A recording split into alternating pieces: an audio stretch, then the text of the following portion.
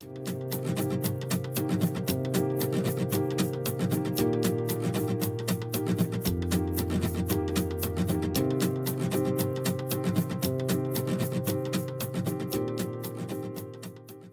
am here today with Dr. Richard Harvey. Dr. Harvey is a professor at San Francisco State University. He is an internationally known expert on biofeedback, and he is also a maternal child adolescent health expert who's done a lot of work in epidemiology. He's done a lot of work in school place stress.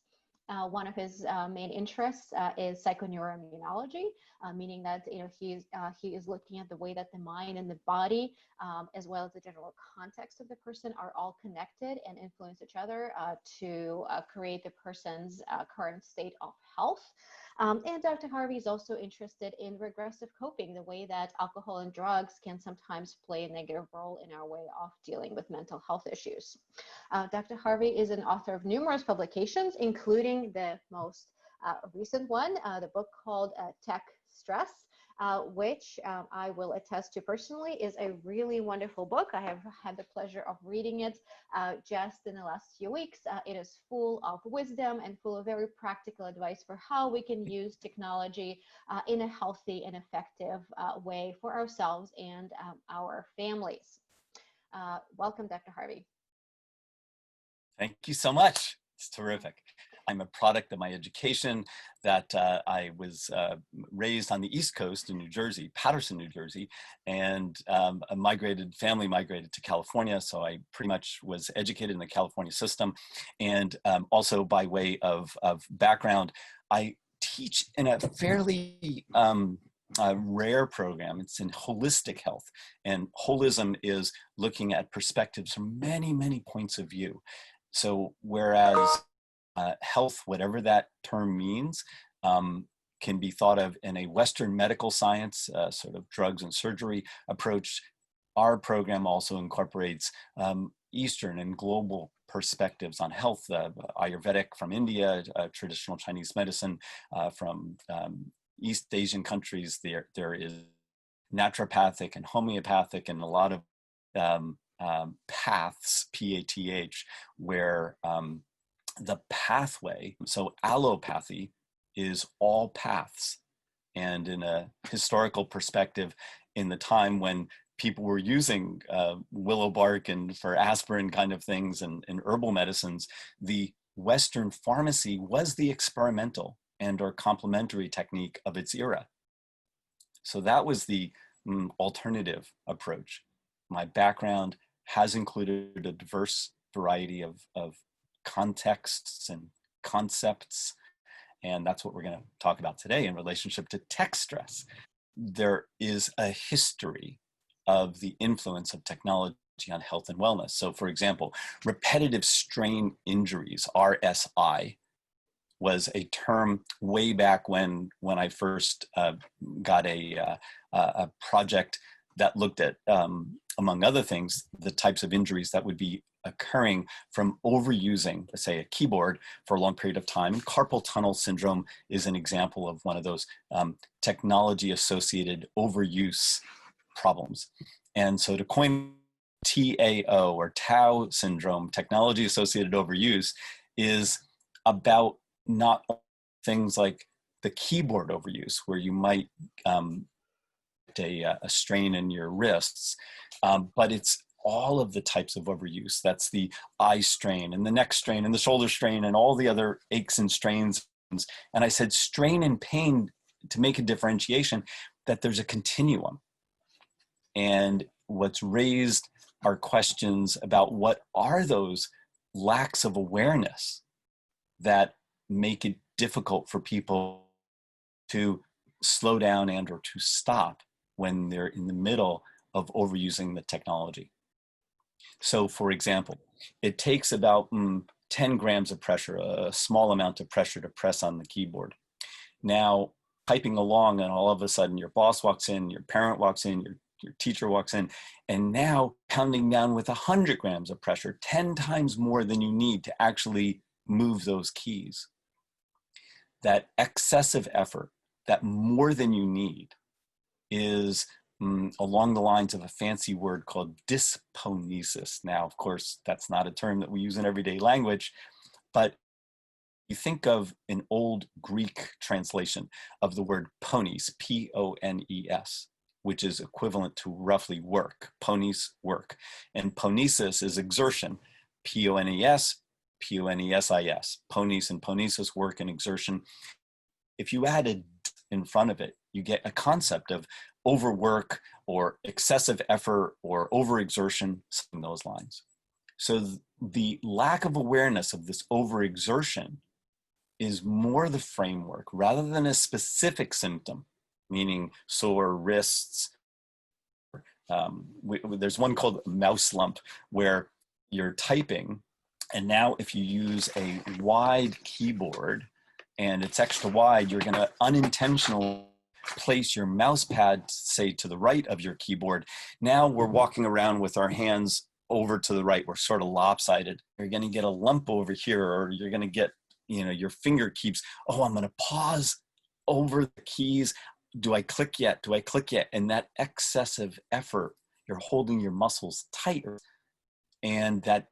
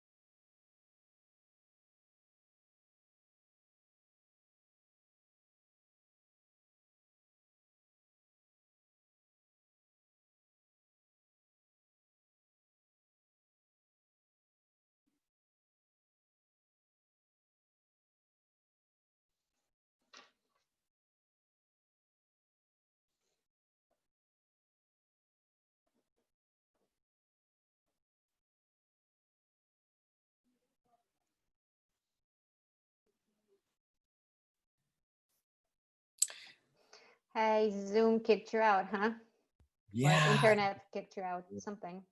yeah. I don't know whether it was your end or my end, but it said unstable connection, and then it went back. And if it's at my end, I sincerely apologize. I don't know what the last thing you heard was.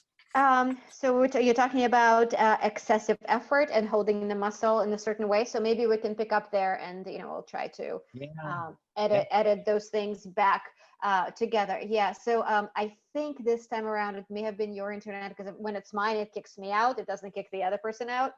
Got it. So I don't know if there's anything going on with your internet. It's probably so. So again, sincere apologies. But not under our control. Yeah. So, I mean, basically, how does technology overuse affect children? Is the broad question that was asked. Yeah. Oh, and we're still recording. Okay. Okay. And we can go back to both human models and animal models, but I'd like to suggest a bigger picture, which is this notion of how it is that holding your body still, in the example that I gave earlier, was this pause where you're holding your finger up to click a button, but then you brace or you tighten, you go, you're looking at the screen, and at the time, your muscles are more or less immobile. They're not moving. And that taut, that tight, that unmoving capacity has been studied in animals, and they call it mobility stress. You restrain an animal, for example, and what happens to their body when they are made so that they could not move. And let me give you two simplistic examples. When chickens in their factory farms pretty much can't run around and go ahead and do their normal animal thing and graze and hunt and peck for food, they get tremendously stressed out. And then the meat of those animals has all these stress hormones going through. Now, how did we get from talking about technology overuse to stressed out chickens? And from a holistic health perspective, we take a systems view, look at the whole organism and not the symptom. We look at a system of or connections.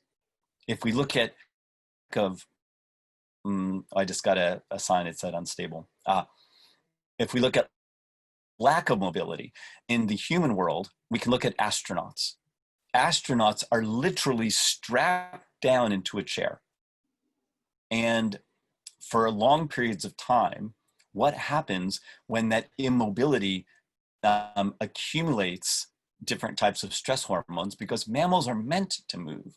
We're not homeostatic in the use of our muscles, we're homeodynamic in the use of our muscles. Homeostatic is a term that's used for the biochemical set point, where biochemical set points, I'd like to keep my body temperature around 37 degrees Celsius, 98.6 Fahrenheit, give or take a degree or two. That's the notion of a set point. I'd like to keep my blood pressure around, 120/80 of mercury, systolic and diastolic.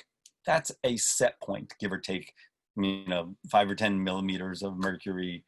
But we have to know what our set points are. And when it comes to moving our bodies, we are homeodynamic. That is to say, depending on when, time of day, for example, where, location, are we strapped into it, are we, outdoors running or walking, and then who you are varies by your context. When I put on my metaphoric coat and tie or button-down shirt compared to t-shirt and jeans or shorts, that who I am sets a tone for my giving myself permission to move in particular ways. So again, a holistic point of view is a systemic, not just a specific, not one size fits.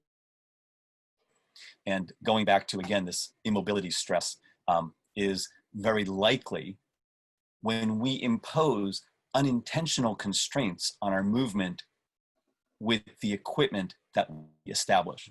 So if your chair is not ergonomic and doesn't have the ability to wiggle, so to speak, and all, this is not an advertisement as much as it's revealing that I'm using a topper of a ball that wiggles, and as I move, my body stays happy. And if I'm not moving around, then it's like some people say, hey, do you realize that the sunset is, in your background is kind of wiggling? Well, no, I'm moving as well. So a little bit of both. And then the same thing about the frequency as well as the intensity and the time duration. Frequency, intensity, and time duration. FIT is an acronym. How often we wiggle or move. So if you have an interrupt program on your smartphone as an alarm or on your computer as a background, and it says get up and stretch now, it's been 10 hours since you've moved, sorry, you got to move more than that, 10 to 20 minutes, maybe 30 minutes, because you need to recirculate your blood throughout your system. I'm gonna make a segue statement into the whole body can move. So for example, literally stretching out and your toes and moving your body. If you think of the heart as a big central pump to pump blood throughout the body, gravity is going to take the blood down to the bottoms of your feet, and your calf muscles have been called the second heart to get the blood pumped back up to the central core. If you're not moving that blood around, you're not allowing the organs to filter out all those toxins. And when muscles get under strain, they build up things like lactic acid, and that will create a little bit of an ache and a pain. And as it throughout the day, those aches and pains can say, oh my gosh, that was a terrible day, back to back to back. It's because you're not moving and you're not breathing. Literally, your muscles are helping to mechanically move many kinds of fluids, including blood, oxygen-giving blood and all the nutrients, but also the waste products. If you think of the red blood vessels as the nutrient fluid, and if you think of the white blood vessels as the sort of the sewage system, the waste removal system, the repair system, the immune system is the white blood circulatory system, whereas the nutrient and is the red blood system. They're in parallel, and you literally need to mechanically move your body. So why does massage feel good? Because you're literally moving fluids along. And I know I segued to a big topic from immobility to the whole system moving. But again, it's not simply wiggling on your chair that matters. It's that you can consistently move the fluids in this conversation through those organ filters and let the body do its job better. What a great point. And this makes me think of how often children are being told to sit still, don't wiggle, don't move, right? Yeah. Don't get up out of your chair, sit still, sit up straight, all those things that children are so often being told in school by their parents. And that is exactly the wrong advice. Really, what they need to do is to be able to wiggle around and move their whole bodies in order to recirculate their blood, in order to allow their muscles to work properly, in order to allow them, their brains to receive, proper oxygenation and blood supply nutrients, so that they can actually focus on what they're doing. Yeah, and again, a when, where, and who relationship, because if you're in a theater, a concert, a symphony, a stage play, pretty much for the next few hours, 2-3 hours, you got to sit still. Now, how do you learn how to sit still when our evolutionary heritage would say, no, you should be actively moving? And that is a practiced art. That is to say, we can practice immobilizing ourselves or reducing the movement, but it raises some questions about when, where, and who we are if all we're doing is continuously typing all day and moving our mouse all day and on a screen all day. Then we have an opportunity to remind ourselves, I am not only this automaton, this robot mechanic.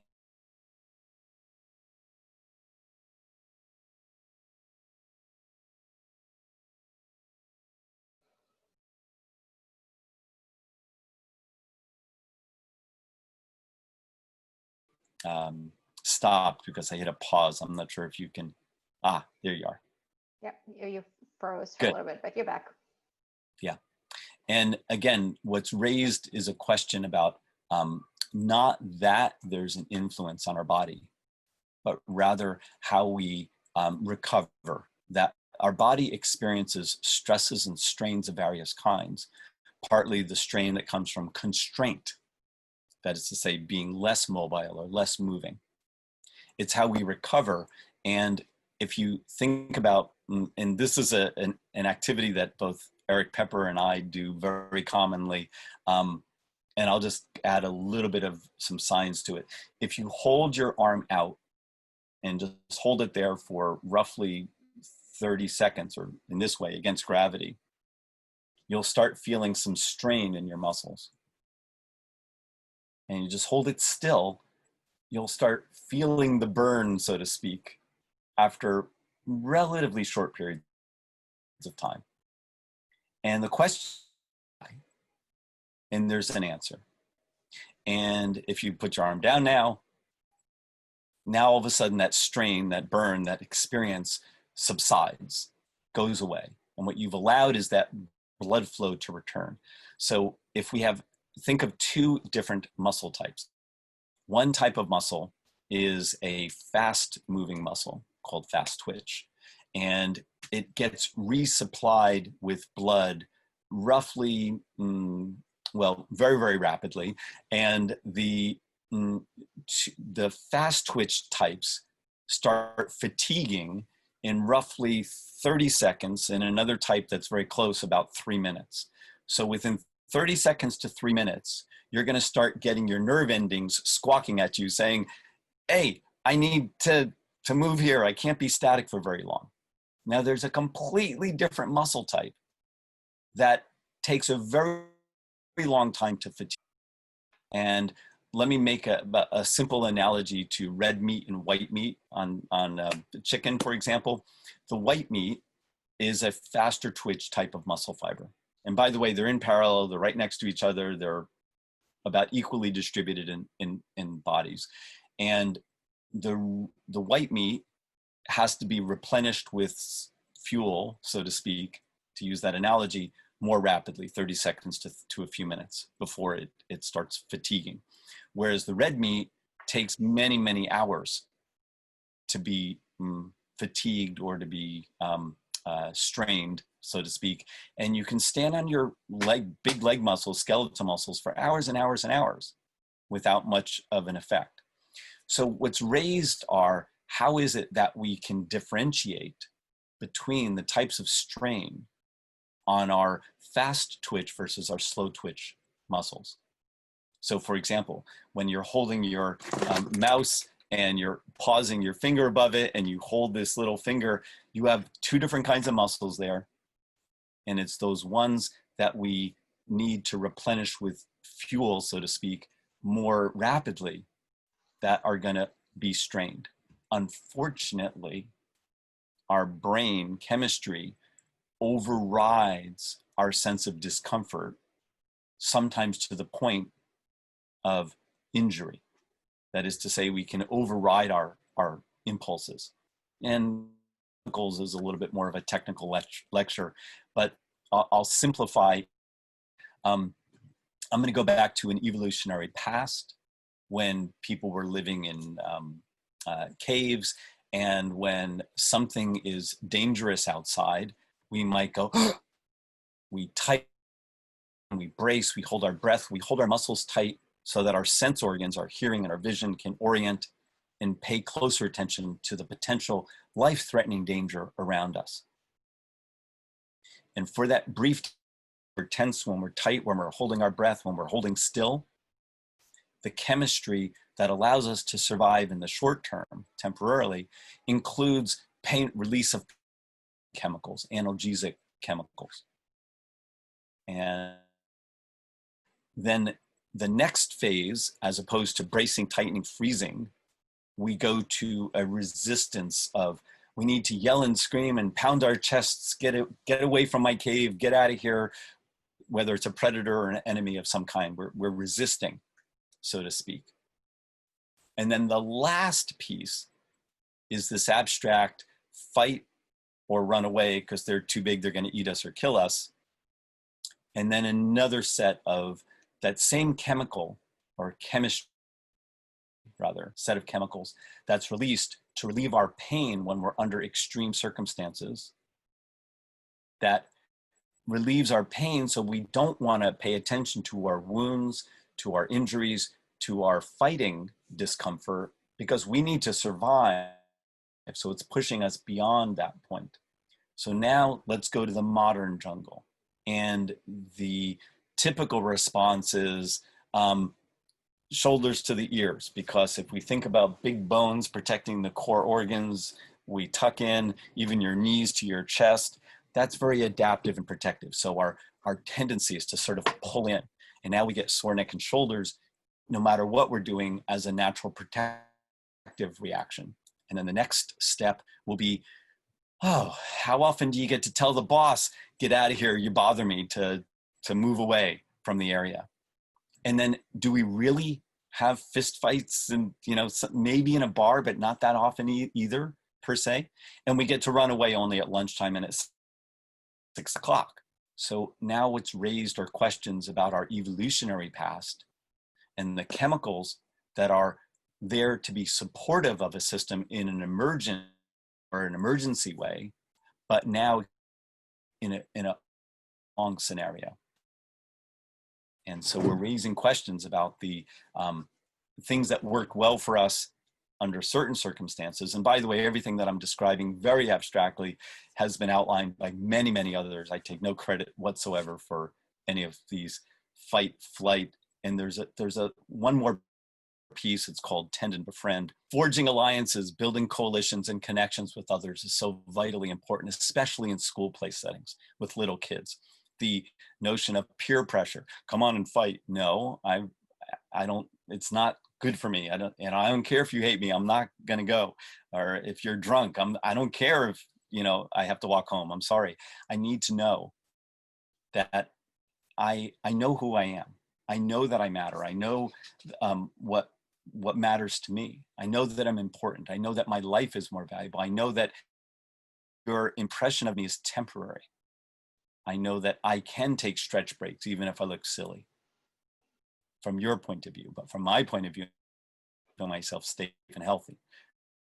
And that whole set of aspirational affirmations, to use a term, is very useful as a set of reminders. That's very, very helpful for us to have an evolutionary understanding of what's going on and kind of translate that into the, as you said, modern jungle and how to use those skills now. It sounds like, one of the more important skills for parents to teach their kids now, especially when school is going to be remote for so many children, is to move more. What would you say are some, some other important aspects, say, maybe two or three important ideas for parents to utilize, with their kids, over this difficult academic year remotely? A long list. Content is king. Christo Sims writes about media ecology. So what is the evolutionary and ecological view on media? There's the CJ Pascoe's work on creating other worlds. How do we use our imaginary sense? You have another world to create in terms of these hangouts or these virtual presences. There's sharing pieces where we live in this Snapchat world, this Instagram world.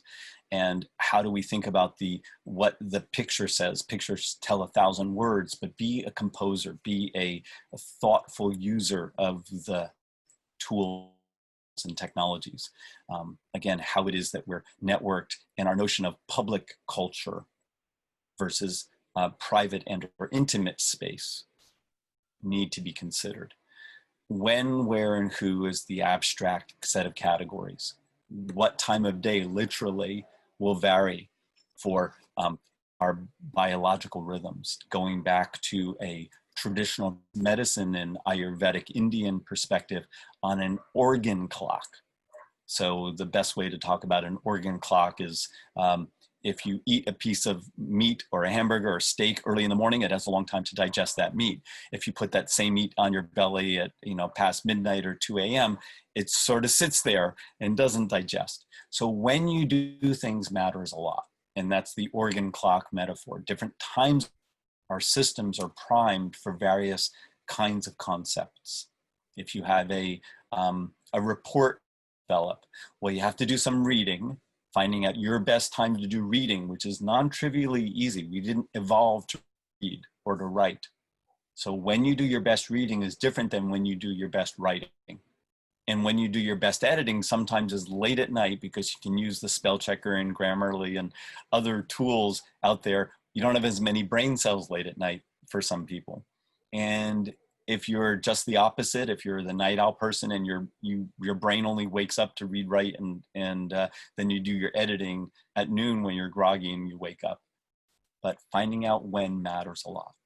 Where you are matters. If your physical space is limiting your movement, pay attention. We pay attention to shift our intention, is the phrase abstractly. Attention, intention, relationships are vital. And know that you can give yourself permission to adjust your chair, adjust your screen height, get it up to where your nose is. These are, quote, ergonomic concepts. But giving yourself permission, nobody has to give you permission to move, to shift. Nobody has to give you permission to breathe.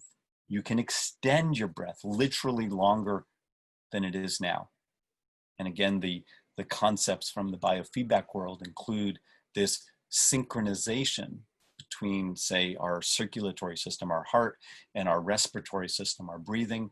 Cardiorespiratory synchrony is a different framework to consider when we're breathing at, say, 6 breaths in a minute, meaning we take a long breath in for 4 or 5 seconds and a long breath out for 5 or 6 seconds. Slightly longer exhale than inhale is, quote, heart rate variability breathing technique in the abstract.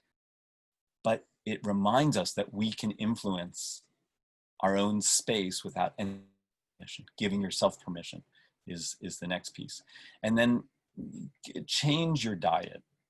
I don't mean only literally things that we have an appetite for in terms of food, all the junk food, all the salts and sugars and bitters and sours and other types of flavors as our comfort foods, but also the things that we have appetites for, whether it's binge watching or binge gaming or binge drinking or binge sex or binge shopping or any of those things that we binge on are things that we have appetites for. In fact, the fancy term is called an appetitive behavior, things that we have an appetite for.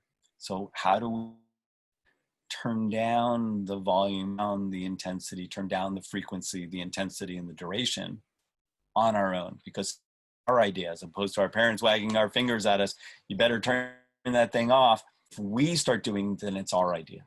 So give the kids tools to give themselves permission to regulate, which is different. Giving, which is also very important. A model to regulate is different than permission to regulate, self-permission. Again, an abstract idea. I recognize that our timing is pretty close and I want to honor your time. So we're just at 10, as long as you need. Well, I think, this might actually be a really good place to stop. It sounds like, you've given some really useful, practical advice for people to use. And I'm going to encourage anybody who's listening to us today is, pick up a copy of TechStress to learn more about, how to manage stress in everyday lives, how to use technology in safer and healthier ways. And so thank you very much, Dr. Harvey. This has been a really illuminating conversation. Thank you. It's been a delight. Thanks, Ina. Cheers.